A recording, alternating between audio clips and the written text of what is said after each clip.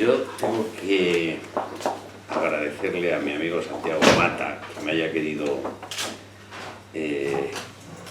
llamar para presentar el libro original que yo había visto, y por lo tanto yo este libro lo he leído. Es decir, no son de esos presentadores que van a presentar el libro y dicen, bueno, cuando me lo lea ya les diré ya a ustedes de qué va esto. No, no. Si no lo hubiera leído no hubiera venido. Presentar en barbecho tiene grandes riesgos. Y he venido porque este libro coincide con una de esas ideas que yo considero que son fundamentales y que yo explico ya desde hace algunos años en clase, el primer día de clase. El primer día de clase, desde hace años yo voy diciendo a mis alumnos de Alcalá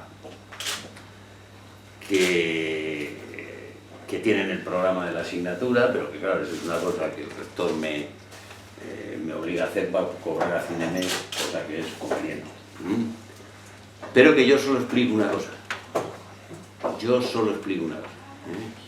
De manera que si alguna vez les preguntan a ustedes, les digo yo, ¿qué les enseñó el profesor Paredes? Una cosa que además se resume en una frase. Y aprovechando que hoy están todos aquí, que vienen a ver cuántos parciales hay y esas cosas, y pasado mañana ya se me va a perder mucha gente, vamos a aprovechar para decir la asignatura. Y esa es la misma cosa que hay que decir aquí. Y esa cosa es esto. Las cosas son lo que son. Las cosas son lo que son. Se queda siempre así alguno y dirán, bueno, ¿esto qué tiene que ver con historia contemporánea? Y suelo ponerles el ejemplo de la película La lista de... Nunca soy capaz de decir el nombre. Gracias, Jesús. Y les cuento esa escena del bárbaro ese que está en el campo de concentración, desde el balcón, matando judíos. Pero ese mismo personaje está enamorado de su criada, que es judía. Y hay una escena en la que él baja a la bodega y se pone a mirarla con ojos de cordero degollado y le dice a ella, sabiendo que es judía, pero tú no eres una cucaracha. El problema de los judíos es cuando alguien dice que son una cucaracha. A partir de ahí ya... Bueno, este es el problema de Juncker. El problema del Juncker es cuando alguien dice que son San Miguel Arcángel bajado del cielo. Que no, las cosas son lo que son. Y como estos señores del Juncker tienen miedo a decir la realidad, por eso se esconden. Y los grandes males sociales y los males históricos vienen por la mentira social. Y el Juncker, fundamentalmente, es una mentira social. Y al que tiene el valor de desvelar esta mentira social, hay que apoyarlo. Yo hubiera estado aquí con mi amigo Santiago Mata, aunque hubiera hecho la O con un canuto, porque con los amigos está con razón y sin ella. Pero es que ha hecho un gran libro y ha hecho un gran favor,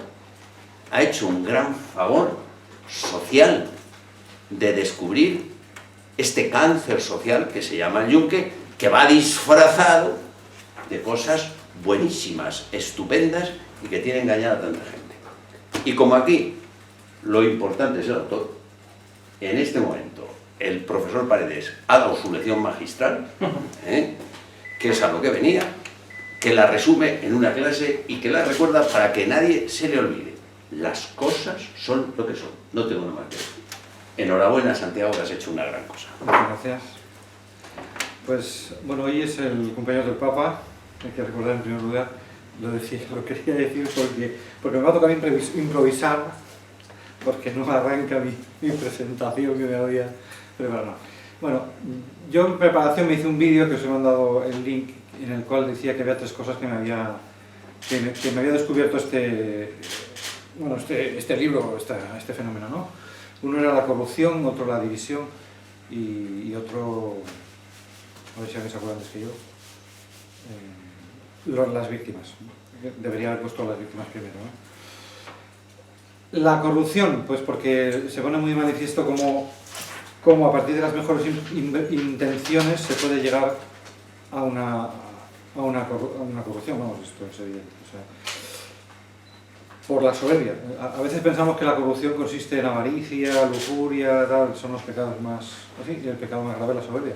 Entonces, es más grave la corrupción que procede de la soberbia. O sea, todos comprendemos al pobrecillo que le atrae dinero, a mujeres, es como fácil de excusar, pero la soberbia lleva a lo peor, ¿no? Y por eso de ahí yo creo que don Luis Santamaría utiliza esa expresión de que la corrupción de lo mejor es lo peor. La utiliza en el prólogo. Un prólogo que realmente... Él ha sido, que él está ausente y tengo que presentarle a él también. Él es un experto, experto, como se llame, consejero en la Conferencia Episcopal para las cuestiones de sectas. Si hay un problema de sectas, algún obispo tiene algún problema, lo que sea, o quiere saber algo, se le referencia a él, porque él desde el año 2006 lleva todas las semanas haciendo informes sobre sectas, o sea que es la autoridad, entre comillas, es el experto de la autoridad, pero él no es la autoridad, es un sacerdote. Bien, a lo que iba es que él realmente en estas 2-3 páginas de prólogo demuestra mucho más valor que yo en el resto de las 300 páginas del libro, porque yo al fin y al cabo no hago más que contar lo que me cuenta gente. Yo de mi cosecha no opino demasiado, al final una pequeña conclusión, y por ejemplo en el capítulo de Martínez Porcel, de este catalán, al principio de Yunque y las raíces en España, como él hace una descripción más que de cómo se extiende el yunque, cómo afecta el yunque a una persona, no tanto, no es una descripción, digamos, fenomenológica de cómo el yunque va captando tal y cual gente, sino cómo el yunque influye en la psicología suya, ¿no? Eso es una cosa, es muy interesante lo que dice él. Bueno, después de hablar de Martínez Porcel, cuento yo un poquito, resumo yo un poquito, es una pequeña parte del libro, de las pocas en las que yo opino un poquito sobre lo que llaman ellos el carisma del yunque. Bueno, pero tampoco lo que quería decir es que él demuestra mucho más valor que yo, porque al fin y al cabo él se atreve a decir en 2 palabras, ¿no? O 3, si decimos que el yunque es mucho más que una secta, es una organización secreta anticristiana. Eso no lo he dicho yo no lo digo en ningún momento del libro, o sea, realmente es el que dice la machada aquí es el cura. En fin, iba a decir, entonces, corrupción. Es muy triste ver cómo invocando principios cristianos y católicos en defensa de la Iglesia se puede llegar, cuando uno se fía solo de sí mismo y no acude al magisterio de la Iglesia en definitiva, cómo se puede acabar desembocando en lo peor, que es separarse de la Iglesia. Segundo punto, la división. Esto, como digo también aquí, no me lo he inventado yo. Incluso yo tuve dificultades para encontrar un subtítulo y pensaba, ¿cómo subtitulo yo esto? Todo sobre la sociedad secreta, ¿qué hace qué? Entonces digo, no, pues la sociedad secreta que dividió a los cristianos. Yo, como soy historiador, tiendo a ponerlo todo en el pasado. Pero, como este es un libro hecho a varias manos, en el sentido de que he dejado que haya gente que lo lea y me aconseje, pues a mí me insistieron bastantes personas, en fin, vamos a llamarlas víctimas o como queramos, que no es la sociedad secreta que dividió o que hizo tal, ¿verdad? Es que divide. Ponlo en presente, porque divide a los católicos. Entonces yo no me lo he inventado, pero no porque me lo digan eso, sino porque a mí que me lo dijo fue Munilla. Monseñor Munilla, cuando yo fui a verle con una persona del yunque, que supuestamente le quería pedir consejo, pues él dio el consejo que le pedía a esta persona, que era que se fuera del yunque, lógicamente, y el argumento que dio, la reflexión que hizo fue, es que lo mejor que ha habido en la Iglesia española en los últimos tiempos se ha malogrado por culpa del yunque.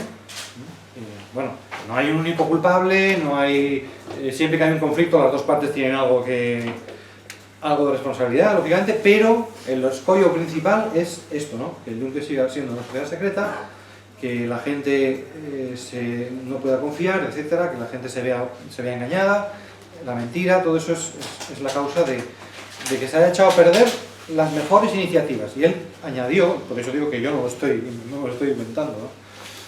Añadió, Y además, mientras esto sea así, en España nunca podrá haber una iniciativa social, política, relevante, impulsada por católicos. Primero porque cualquiera podrá sospechar, porque claro, al saberse que existe una sociedad secreta, se vierte y que esa es tolerada, supuestamente, porque no parece que la Iglesia la combata, entonces la sospecha pasa a toda la Iglesia y a todos los católicos. Cualquiera podría estar en una sociedad secreta. Bien, entonces dice, esa es una parte del problema, pero la otra parte es que los propios católicos, ninguna persona valiosa querrá arriesgar su vida y su carrera y su prestigio ante la perspectiva de que un día se pueda descubrir que estaba siendo manipulado, movido por los hilos por otros. Que yo no soy responsable, y no quiero que alguien pueda sospechar que a mí me están moviendo los hilos sabios. Es que esto es una cosa de tal lógica que nos pasaría a los católicos como le pasaría a cualquiera, ¿no? Que nadie querría... Entonces, ¿qué pasa? Que nos vemos reducidos a iniciativas que todas ellas son... Pues bueno, yo no entro ya a valorar el resto. Yo digo lo que oía un pelón y que eso me impresionó, porque yo no tenía esa sensación. ¿Vale? Bien, entonces, y la tercera cosa, las víctimas. Es decir, que no estamos hablando de una teoría, esto no es me gusta o no me gusta, bueno sí, pero tal. El argumento clásico que todo el mundo dice, vamos, que todo el mundo, el argumento para callar es que hacen cosas buenas. Es que son gente buena, es que hacen cosas buenas, es que tenemos que apoyar las iniciativas que están a favor de lo que sea, ¿no? Bueno, a mí me gustó mucho una cosa que saco aquí de otro testigo, que él cita al obispo Rico Pavés, que todos lo conocéis, claro, y que dice, a mí cuando le hablan de Yunque, Rico Pavés siempre dice una frase muy sencilla: una persona que miente no puede ser buena, punto. Y yo añado, lo que hace una persona que no es buena no puede ser bueno, porque para que una cosa sea buena tiene que ser buena, digamos, objetivamente, exteriormente, por su objeto, por sus circunstancias, pero también por su intención. Y la persona que lo hace, lo está haciendo con una intención torcida, pues esa cosa ya no es buena. Puede parecer todo lo bueno que se quiera. Por eso digo también yo que aquí en este libro, si se fijan a partir de la página 220, esto es una tontería, es una curiosidad. A partir de la página 100, a ver, 181 empieza el capítulo Los Suagan, no, perdón, esto no es más allá. La CEO, la posterioriza, aquí, 241, ruptura en HO. Entonces, de aquí al final, ustedes se fijarán que desaparecen los títulos de los capítulos. O sea, la página está en blanco, ¿no? O sea, aquí no hay título del libro, pero ya no está el título del capítulo. ¿Por qué? Porque hay una ruptura. Yo aquí con esto he querido, es una especie de recurso artístico. Es un recurso artístico con el cual quiero señalar esto que decía al principio, que estamos hablando del presente. Todo lo anterior es la historia de... El libro, por decirlo, tiene una parte doctrinal que es una reflexión sobre la verdad, sobre qué tiene que ver el cristianismo con la verdad. Después hay una historia del Yunque en México, después la historia del Yunque en España, y luego aquí se acaba, digamos, esos cajones en que los historiadores metemos las cosas y los capítulos y tal, aunque hay capítulos, ¿verdad? Pero ya parece como que aquí ya está todo revuelto, es como es un recurso artístico que, como soy el editor, me puedo permitir esa machada de decir, aquí ya se queda el campo abierto, y también por señalar que la solución pues está, que no está el capítulo cerrado, en fin, lo que sea, es una tontería. Lo digo porque también mucha gente me ha dicho, pero esto es aquí te has equivocado y tal, y digo, al final, que lo digo porque me ha gustado, pero al final tendré que acabar poniendo los capítulos, porque si no voy a tener que... todo el mundo va a decir, este libro está mal. Entonces, a lo que decía, es que el Yunque, es que está bien, porque como lo que hacen, ellos siempre ponen el titulito del capítulo, todo lo hacen bien, entonces hay que apoyarles. Entonces, ¿a ti qué te importa de un libro? ¿Que lleve el titulito de los capítulos o que lo que diga sea verdad? Entonces, ¿a mí de qué me sirve que una persona finja ser católica y haga cosas buenas y ayude a causas supuestamente buenas? ¿De qué me sirve a mí si esta persona lo hace con una intención torcida? Con esto yo no estoy juzgando la intención de nadie, ese es el problema, que ¿quién juzga, no? Pues juzgar nadie juzga, ¿no? Nadie puede juzgar. Por eso voy a, digamos, para terminar mi rollo y no extenderme más, tengo que decir que este libro realmente para mí es como... La gente dice que los libros son hijos, yo entonces tendría 8 hijos, una familia muy numerosa, o 9, no sé. Y ya parece que los padres al final, o las madres, sobre todo, ¿no? Parece que cuando ya es el 10º que les sale solo. Bueno, es cierto que los libros se hacen más rápidos cuando ya tienes experiencias, se hacen mucho más rápidos, por supuesto. Pero yo hoy casi no he dormido y esto nunca me había pasado con un libro, o sea que a mí este libro me ha causado mucha más emoción que ninguno. Y eso que, como digo, yo no soy una víctima del yunque. Pero vuelvo al tercer punto que quería decir, es que lo importante son las víctimas. La Iglesia, el Papa quiere que la Iglesia se abra a los pobres, que vaya a las periferias, y pensamos que las periferias consiste, pues sí, efectivamente, las periferias es irse a África Central, eso es maravilloso. Pero los pobres son los desvalidos, las personas machacadas, las personas maltratadas, están en todas partes. Entonces, cuando hablamos de la Iglesia de los pobres no tenemos que pensar en, yo qué sé, cosas raras, ¿no? La Iglesia de los pobres consiste en que estamos al lado del que sufre, y en este caso no podemos estar diciendo, ay, es que lo hacen todo tan bien, pero tú te das cuenta que son personas que están esclavizando con un juramento que no es lícito y que no es ni siquiera válido, están esclavizando a personas en nombre de Dios, en nombre de Cristo, no de Dios en el abstracto, porque también los testigos de Jehová o lo que sea, hablan de Dios. Están hablando de la Iglesia Católica y están supuestamente atando de por vida a personas y amenazándolas con que si rompen ese juramento te perseguiremos hasta el fin del mundo y no te dejaremos en paz y tal, ¿no? Y la Iglesia no puede mirar hacia otro lado, la Iglesia tiene que... esto que es un grave maltrato a las personas, el hacerles creer que están en una causa en la que no están, porque la Iglesia no ha bendecido esta causa. Bien, pues lo que vamos es eso, que hay que estar con las víctimas y no podemos jugar a eso. Quería daros un ejemplo, ¿no? Por ejemplo, no hay que irse muy lejos. Ayer estaba Polonia Castellanos en Radio María. Polonia Castellanos, presidenta de Abogados Cristianos, la asociación. Ella misma, miembro juramentada del Yunque, y la asociación, lógicamente, una asociación pantalla. En Pamplona hubo un sacrilegio con unas hostias consagradas, etc., ¿vale? El obispo tiene que decir algo, porque es un abuso contra la fe, etc., un maltrato contra la religión, etc. Pero esta gente se lanza a hacer una alerta, hábilmente no la hacen a través de Hazte Oír, sino a través de Change.org. Bueno, esta alerta tiene 100 y pico mil firmas. A mí me la han mandado gente de lo más católico, oye, firma aquí y tal, ¿no? Es que, pues no, yo no voy a firmar una alerta del Yunque, por mucho que esté en contra del sacrilegio y tal, no voy a firmar una alerta del Yunque, porque no les quiero dar alas. Porque también es sacrilegio a una persona que hace un juramento inválido, también esa persona, si comulga, está comulgado sacrilegamente. Por lo tanto, es más, probablemente, si el otro es un perturbado mental, su pecado es menor que de una persona que conoce la doctrina católica y sabe que no debería comulgar si ha hecho un juramento inválido y injusto, ¿no? Esa persona comete un pecado, objetivamente, hace una ofensa a Dios más grave que la del pobre loco que hace una el otro va acompañado de escándalo y en cambio guarda las apariencias. Pero esa persona, en su alma, es más, yo ya digo que yo no quiero joder a nadie, pero estoy haciendo una reflexión, en el sentido de que, ¿por qué no voy a apoyar a esa persona? Pero esta persona va, como digo, ayer a Radio María, esta es TV, la COPE, etc. Entonces decimos, esto no es una conferencia protesta, esto no es un libro de protesta, porque al contrario, es un libro de agradecimiento. Si quieren un titular, no digan eso, yo no exijo nada a la Iglesia, al contrario, yo agradezco que la Iglesia ha hablado. O sea, si fuera verdad lo que dice el cura en el prólogo, que dice que yo represento a las víctimas, que yo me agradece lo que he hecho y, por así decirlo, me considera representante de las víctimas. Yo no soy representante de nadie, porque las víctimas no están en una asociación, pero bueno, si yo representara a las víctimas, mi titular sería: las víctimas del Yunque agradecen a la Iglesia que haya condenado al Yunque. Este condenado tendría que ir entre comillas. ¿Por qué? Lo que ha hecho es reprobado, llamadlo como queráis.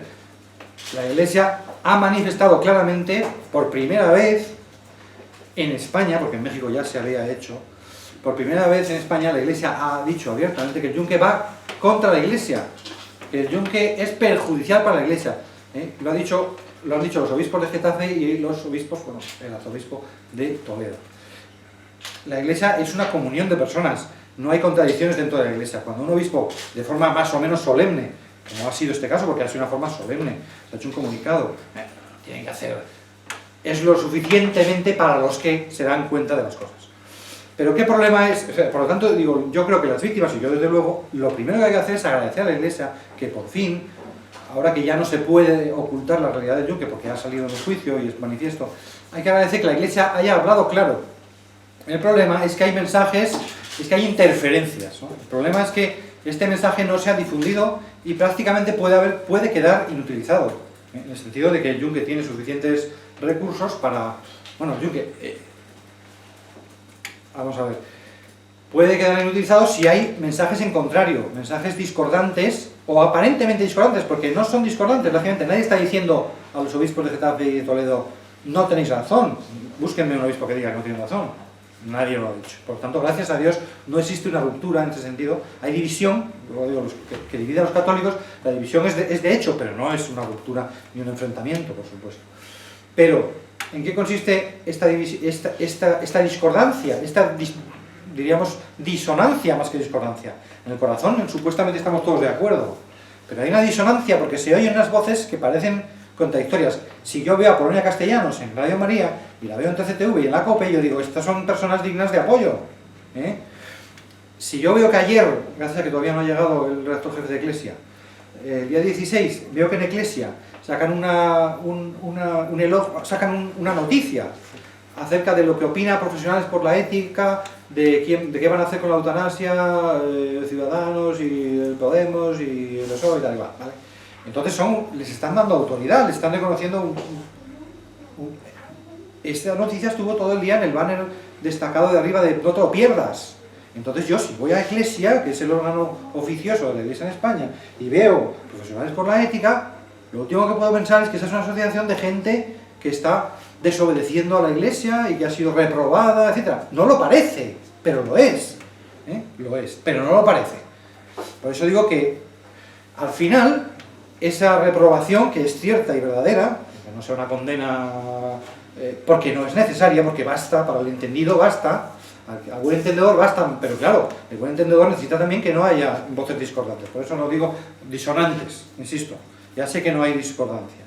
Es decir, a mí o a las víctimas o a quien preguntaba en nombre de las víctimas, se nos dijo, como dice en el libro, o sea que nosotros estamos en el museo, se nos dijo, el secretario general de la Conferencia Episcopal, Gil Tamayo, dijo que las víctimas del yunque tienen que saber, pueden saber, o, en fin, es un hecho que sepáis que todos los obispos de España saben que tienen obligación de atender, de acoger a las víctimas del yunque cuando acudan a pedirles ayuda, etc. Es decir, en ese sentido no hay discordancia, pero la Conferencia Episcopal lo que no va a hacer es una condena, porque eso es cosa de cada obispo, y como digo, pues... Bien, entonces...